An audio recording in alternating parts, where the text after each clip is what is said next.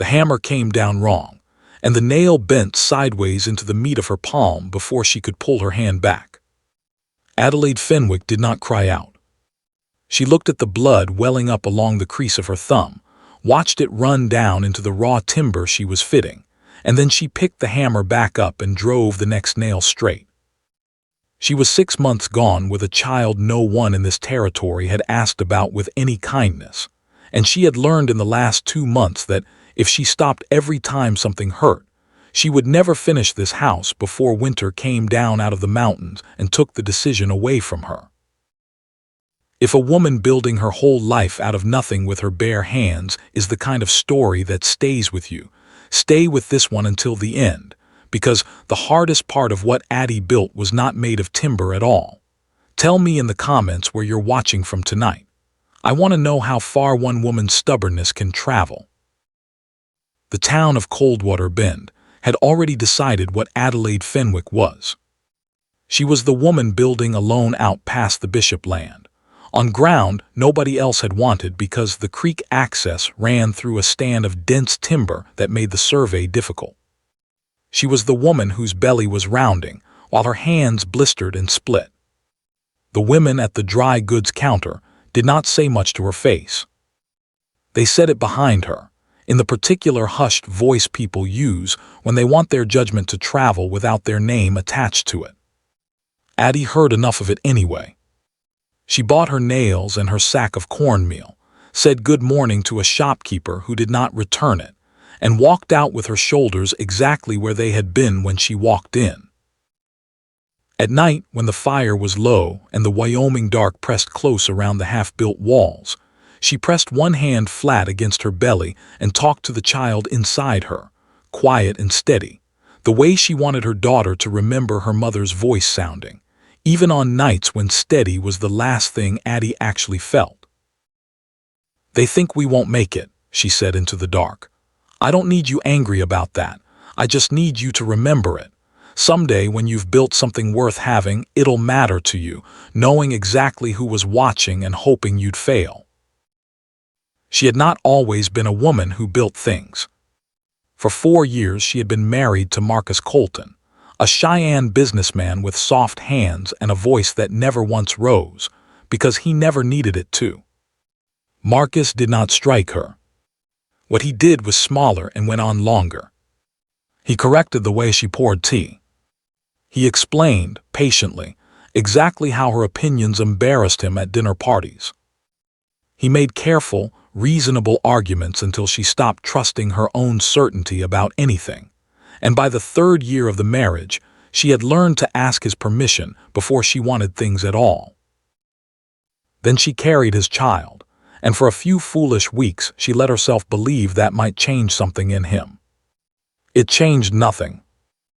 On a Tuesday evening in the fall of 1884, Marcus set down his fork with the particular care of a man who had rehearsed his next sentence, and told her the timing of the child was inconvenient, that business would keep him in Denver through the winter, and that arrangements had been made for her to stay with his sister until matters could be properly settled.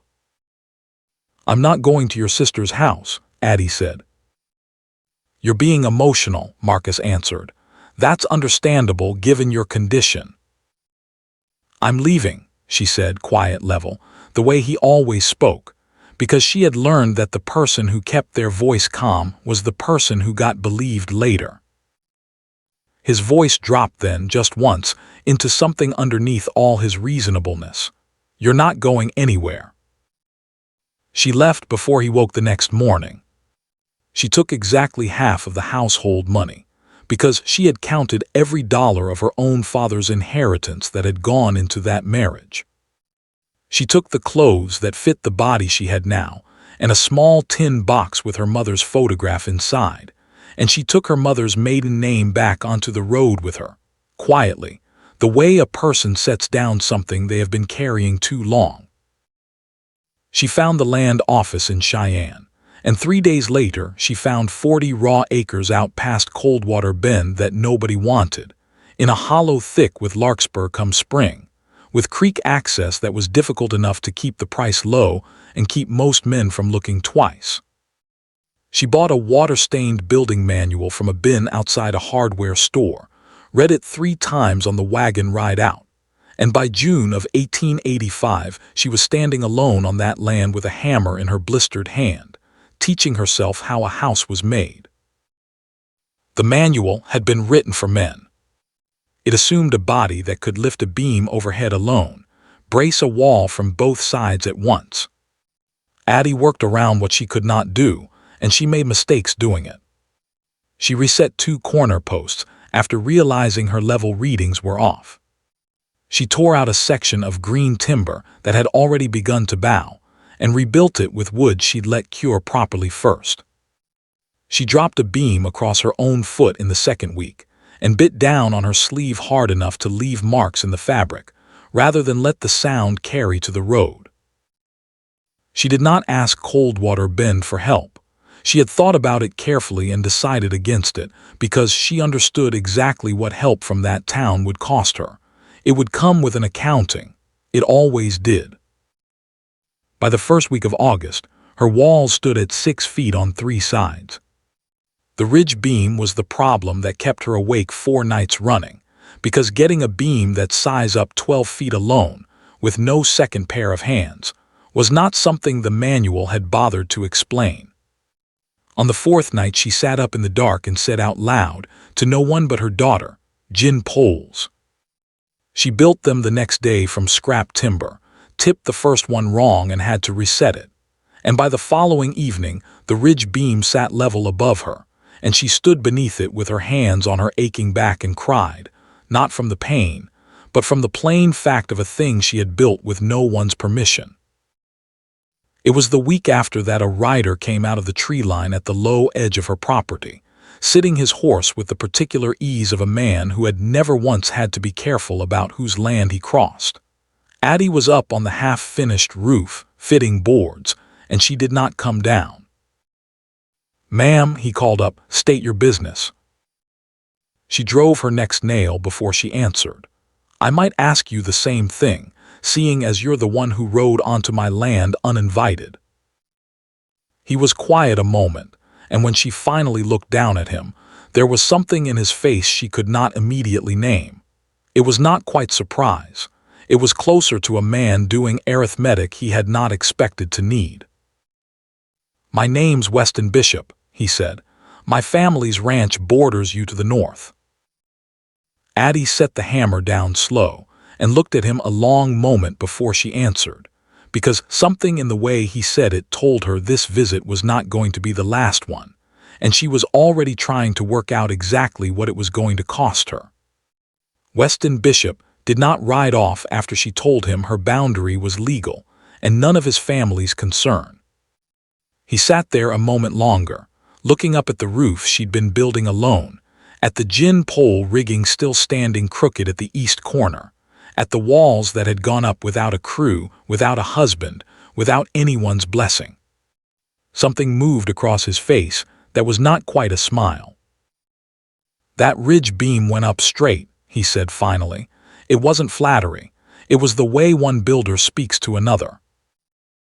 "It did," Addie said, and went back to her boards. He rode off slow, the way a man rides when he isn't sure he's finished looking at something. She noticed that, and set it aside without examining it too closely, because she had learned the hard way that noticing a man too carefully, too early, was how a woman ended up owing him something before she understood the terms. If you've ever built something alone and had someone finally show up and simply stand beside you instead of taking over, you already know exactly what this story is circling toward. Stay with it. The truth hasn't arrived yet. He came back 4 days later, lumber tied across his saddle, mill cut and straight, nothing like the rough timber she'd been fighting with. "My father had surplus from the barn repair," he said. "Would have gone to waste otherwise." Addie looked at the lumber and then at him for a long moment. "Your father sent you out here 4 days ago to talk sense into me. He didn't send you back with lumber." Weston didn't flinch from it. "No," he admitted. "He didn't. This is mine." "I'll take it," she said, "under one condition. I work beside you, not for you. You don't direct how this house gets built. The moment that changes, the lumber goes back with you, and so do you." "Agreed," he said, and they worked until the light failed. He turned out to be genuinely useful, not the kind of useful men were when they wanted credit for it, but the kind that noticed what needed doing and did it without being told, then stepped back without being asked. When the light finally went that evening, he stacked his tools with the kind of neatness that spoke of habit, not performance. "Same time tomorrow," he said. "I work from 6, Addie told him. "I'll be here at 5:30, he answered, and was gone into the dark before she could tell him not to bother. He was there at 5:30 the next morning with 1 cup of coffee, which he handed to her without a word, then went and found his own water at the creek. She noticed that too, a man who brought 1 cup because it was for her, and didn't make a show of what he didn't have for himself. They worked 6 days straight, and by the 6th evening she had a roof over her head for the first time since she'd broken ground.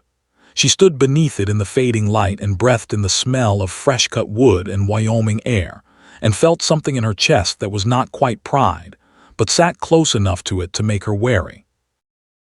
It was the following week the talk started in earnest. She heard it from the woman at the dry goods counter, who delivered it with the particular satisfaction of someone glad to be the one carrying bad news. "People are saying things," the woman said, "about you and young Bishop." "We're building a house," Addie said. "What people say isn't my concern." And she took her goods and left, though she thought about it the whole ride home, about what it cost a man like Weston Bishop, heir to the largest cattle operation this side of the territory, long understood to be intended for a mill owner's daughter in town, to ride out to a pregnant, unmarried woman's homestead in a county this small, and keep doing it anyway. She asked him directly the next time he came, sitting outside in the brief warmth of a September noon with bowls of stew in their hands. "Why are you here, Mr. Bishop? Honestly." He looked at the bowl a moment before he answered. "My father's exact words were, 'Go talk sense into that woman before she causes us a problem.' I expected to find someone foolish. Then I saw that ridge beam." He shook his head slightly. "I've put up plenty of structures in my life. Men with 20 years' experience and a full crew don't rig it that clean alone. I went home and told my father there wasn't a problem with the fence line." "That's not why you kept coming back," Addie said. "No," he admitted, "it isn't." He was quiet a moment, working up to it the way she'd already learned he did. "Most of my life I've been around people who have everything and act like they're owed more. You've got next to nothing and you act like it's enough to work with. I didn't know people did that." She looked at him a long moment and said nothing, because she had learned that the safest thing to do with a compliment like that was to let it sit there without reaching for it too quickly. Augustus Bishop rode out himself 6 days later, alone at first, though she'd hear later he'd brought 2 ranch hands the week before, as though he needed the weight of them behind him to say what he'd come to say. He sat his horse 20 feet off and looked at her the way a man looks at a problem he has already decided how to solve. "Miss Fenwick," he said, "I'll speak plainly. My son has a position in this county. His association with your situation is drawing comment that reflects poorly on this family's name. I'm asking you, as a reasonable woman, to release him from whatever he feels he owes you." "Your son comes here because he chooses to," Addie said. "I don't hold him. If you want him to stop, that's a conversation for you and him, not me." "I've had that conversation," Augustus said, and something underneath his reasonable voice hardened into bedrock, the same bedrock she'd heard once before, across a dinner table in Cheyenne, in a voice that had also never needed to raise itself to be obeyed. "Then he's made his choice," Addie said. "Good day, Mr. Bishop." She did not tell Weston about the visit.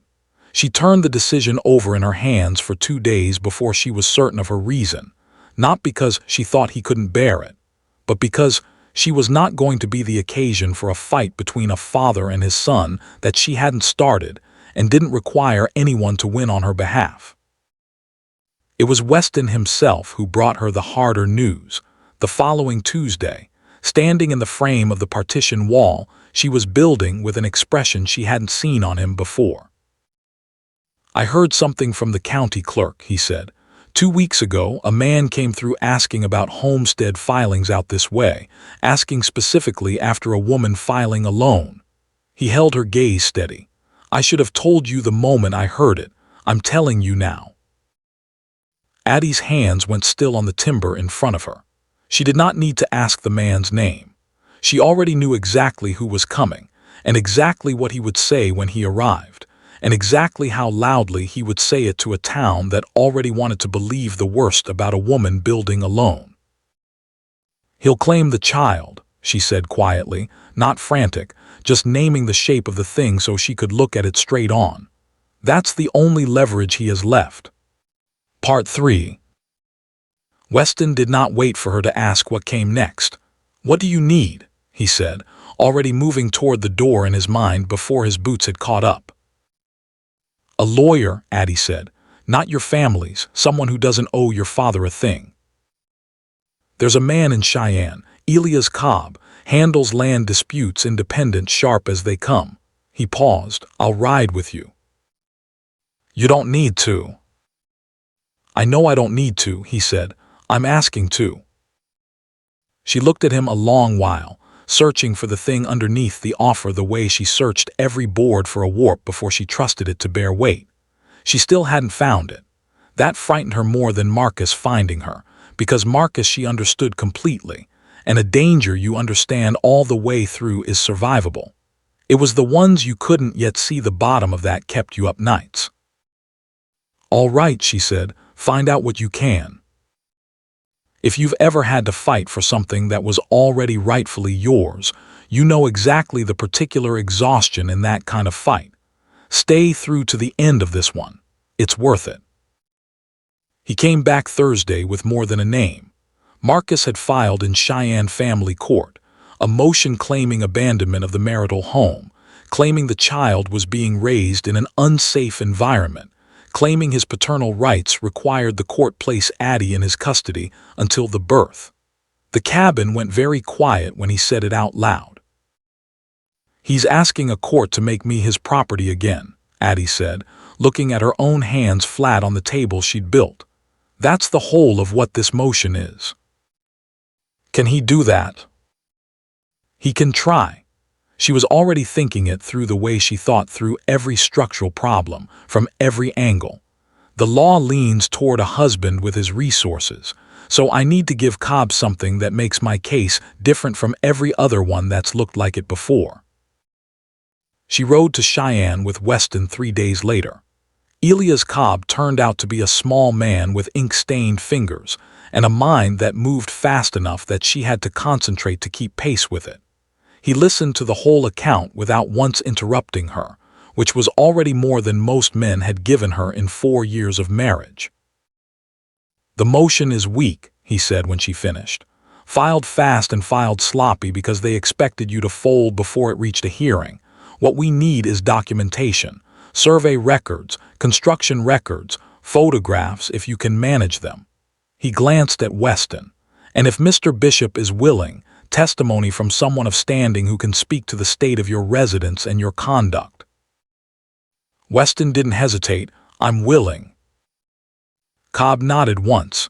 "Then we have a case. It won't be gentle. Colton will make this personal." "I've sat through 4 years of what Marcus Colton says about me," Addie said. "A courtroom is just a bigger room." The hearing was set for 3 weeks out. On the ride home, dusk settling gold and slow over the hollow, Weston finally said the thing she suspected he'd been carrying since Cheyenne.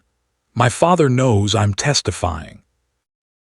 And he told me if I stand up in that courtroom on your behalf, he'll reconsider my place in the ranch operation." He said it plainly, without asking for sympathy in it. "I've spent 34 years doing exactly what that ranch required of me. 2 engagements to women I didn't pick. Handshakes with men I didn't respect, because it served the operation. He looked over at her. "Standing up and telling the truth about what I've seen you build. That's the first thing in 34 years I'll have done that was just for itself." "It's going to cost you," Addie said. "I know. And you're still going to do it." "Yes, ma'am." The 3 weeks that followed were the hardest work Addie had done since she'd broken ground on the cabin, and that was saying a great deal. She finished the interior partition. She packed the north wall with moss and clay against the coming cold. She practiced sitting still in front of a mirror she didn't own, training her face to hold level no matter what Marcus said in that courtroom, because she had learned in 4 years of marriage that anger on a woman's face was all the excuse men like Judge Harmon Price ever needed to decide she wasn't fit to run her own life. 10 days before the hearing, a letter arrived in a hand she knew before she broke the seal, the same careful, controlled script that had once left corrections on her hall table. Marcus wrote that he remained willing to settle the matter privately, if she would return to Cheyenne and place herself and the child under his guardianship for what he called this difficult period. He wrote that should she refuse, she should understand what she would face in that courtroom. Testimony gathered from women prepared to speak to her unstable temperament. Documentation suggesting her living situation posed an unacceptable risk to an unborn child. The final line was 3 words shorter than the rest of the letter and hit harder than all of it combined. "You cannot win." She read it twice, folded it along its original creases, and put it in the tin box beside her mother's photograph. Then she picked up her hammer and went back to the storage shelf she'd been building, and drove every nail with the particular precision of a woman answering a threat with work instead of words. When Weston read the letter 2 days later, he was quiet a long moment before he spoke. "He's scared," he said finally. "A man who thought he was going to win clean wouldn't have written this. He's offering you a door because he wants one too." He looked at her steady. "He doesn't want to stand in front of a judge and answer what Cobb's going to ask him." 6 days before the hearing, Augustus Bishop rode out alone. Addie was splitting kindling in the yard when he arrived, and she didn't set the axe down. "I owe you an apology," he said, dismounting, "for how I spoke to you before. My wife told me it was wrong. She's generally right about such things." "I accept that," Addie said, watching him carefully, because a man who apologized rarely either meant it all the way down or was deploying it for reasons of his own, and she hadn't decided yet which this was. Was there something else? "Nathaniel Weston," he corrected himself, and she noted the slip and set it aside. "Told me he's testifying. I need you to understand what that costs him in the operation, plainly, so there's no confusion between us." Addie set another piece of kindling on the block and swung. "The wood split clean. Your son is 34 years old, Mr.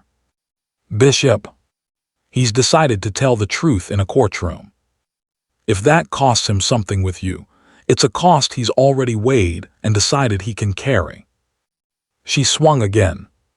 "The question isn't whether I'll release him from some obligation. I hold no one here. The question you ought to be asking is whether you're the kind of man who punishes his son for telling the truth." Augustus Bishop stood in her yard a long moment and said nothing. Then he mounted his horse, looked once more at the cabin standing solid behind her, and rode north without another word, leaving Addie with 3 more days, 1 letter she couldn't unwrite, and a courtroom in Cheyenne waiting to decide whether the life she'd built with her own bleeding hands was going to be allowed to stand at all. The courthouse in Cheyenne was a plain, square building that smelled of pine resin and old paper, with high windows that let morning light land across the judge's bench and left the rest of the room in a kind of patient shadow. Marcus Colton was already seated when Addie walked in with Elias Cobb, and the sight of him after 9 months apart landed strangely, not with the old fear, but with a clarity so clean it felt almost like looking through glass for the first time. He nodded to her, a small, gentlemanly acknowledgement. She looked straight through it and took her seat. Weston sat in the front row of benches, not at the table, that wasn't his place, but close enough that when she turned her head she could see him, and his face said simply, "I'm here." If this is the part of the story where you're holding your breath a little, stay through to the end. The truth is about to get said out loud, and it's worth hearing. Judge Harmon Price entered at 9, white-haired, unhurried, the look of a man long past being impressed by anything. "We are here on the matter of Colton versus Fenwick," he said, and the hearing began. Marcus's lawyer built the case smooth and practiced: abandonment without cause, a child placed in danger and isolation, an improper association with a man not her husband that called her moral fitness into question. He called a woman from Cheyenne who spoke, regretful and careful, of Addie's unstable temperament. Cobb took her apart in 4 minutes, establishing she dined at the Colton house 8 times that year and never once visited Addie alone. He called a doctor who'd never set foot on the property and had never examined Addie at all, and Cobb made that plain to the room in under a minute. Then it was their turn. Cobb laid out the survey filing, the construction permits, the supply receipts, every dated note in the margins of a water-stained building manual. He passed the photographs to the judge without comment and let them sit: the cabin from the south with the window catching afternoon light, the finished floor, and last, Addie herself standing in a doorway she'd hung with her own hands, hammer still in it, her face steady. Judge Price looked at that one for a long time. Then Cobb called Weston Bishop. The room shifted the way a room does when everyone recognizes a name and understands what it costs that name to be sitting in the witness chair on this particular side. Weston answered everything plainly. The cabin was sound, the water access reliable, the interior properly insulated. And yes, he'd observed Addie's work over 10 weeks and found her the most deliberate, capable person he had encountered in 34 years. She built a house alone in the Wyoming high country during the late months of a pregnancy, he said, meeting the judge's eyes. I don't know what more a court could ask of a person, by way of proving fitness to raise a child. Marcus's lawyer rose fast, sensing the room turning, and went for the personal. Is it not true, Mr. Bishop, that your attachment to this woman compromises your ability to testify objectively? Weston was quiet a moment, choosing his words the way a man chooses lumber, testing the grain before he commits. For 4 years, he said, the man at that table told everyone who'd listened that this woman was irrational and unfit to manage her own affairs. I know what I've seen with my own eyes since. My attachment to that truth doesn't compromise my testimony. It is my testimony. The room went very still. Judge Price asked to hear from Addie directly. She stood. She did not look at Marcus. I'm not here to make this man look small, she said, voice level, hands flat on the table. I left because I was treated like property, and I refused to keep being property. I built a home because my daughter deserves a roof her mother put over her with her own hands. I'm not fleeing anything, Your Honor. I am building something, and I am asking this court to let me finish it. Marcus rose, unbidden, and the room held its breath as he tried once more, smooth and reasonable, to speak of his only concern being the child's welfare. Your child, Addie said quietly, and the room heard it. You told me the timing was inconvenient. You arranged for me to be stored at your sister's house until it suited you to collect me. I am here, Marcus, in my own courthouse, in my own voice. I went somewhere. Judge Price called a recess. When the room reconvened 40 minutes later, he did not linger. The evidence before this court, he said, does not describe a woman who acted irrationally or endangered her child. It describes a woman who filed a legal claim, built a habitable residence with her own hands, and has conducted herself with remarkable deliberateness under considerable pressure. The motion is dismissed. Miss Fenwick's homestead stands. Outside, in the wide Cheyenne light, Addie let herself feel it, not triumph exactly, but a loosening deep in her chest, like a knot she'd forgotten she was still carrying finally letting go. Marcus found her once more before she left, careful even here not to touch her. "You should have come home," he said quietly. "No," Addie said, "I am home, I built it myself," and she walked away and did not look back. The months that followed carried their own weight. A second letter from Cheyenne threatened to reopen paternal rights after the birth. Cobb answered it before it could gather force, filing first to establish her as a homesteader of legal record, and 3 weeks later, without explanation, Marcus withdrew. He had, Cobb guessed, found some other room where his reasonableness still worked on someone.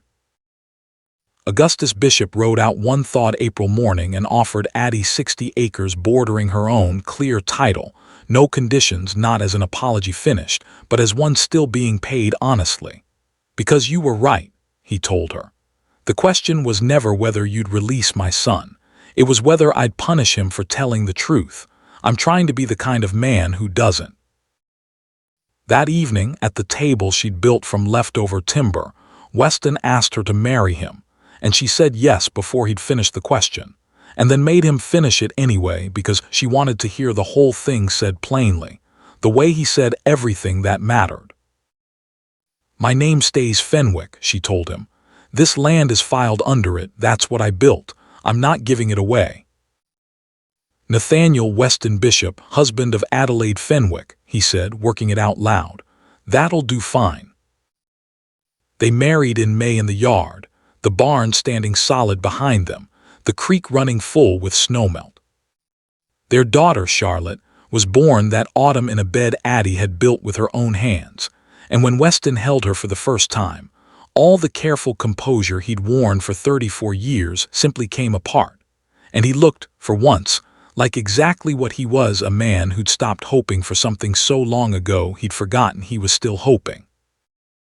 A year to the month after a stranger had first ridden onto her land with his father's agenda in his pocket, a letter came from the county assessor confirming Addie's claim as permanent.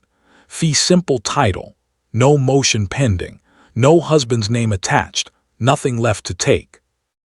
She read it at her table, picked up her daughter, and walked out to the doorframe she'd hung herself, looking out at the barn, the creek, the 100 acres that were hers and would remain hers long after she was gone. She had been told she could not survive this. She had built the proof otherwise with her own 2 hands, nail by nail, and no one, not a husband, not a judge, not a town full of quiet cruelty, had ever managed to take a single board of it back. If this story stayed with you tonight, tell me in the comments what part of Addie's fight you'll remember longest. And if you believe a woman can build her whole life back with nothing but her own hands and her own nerve, stay close. There's another story like this one waiting for you next.